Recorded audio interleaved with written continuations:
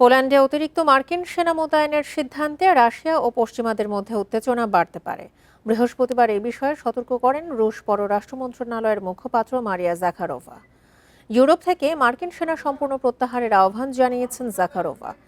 এটিকে একটি যৌক্তিক ও ন্যায়সঙ্গত পদক্ষেপ হিসেবে বর্ণনা করেছেন তিনি। গত সপ্তাহে পোল্যান্ডে আরও 5,000 অতিরিক্ত সেনা মোতায়েনের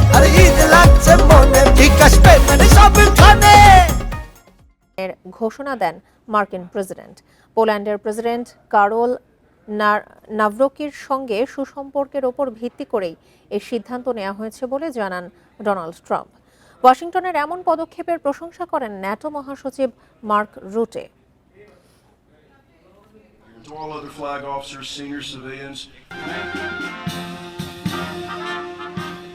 This concludes today's ceremony. Tam dalej.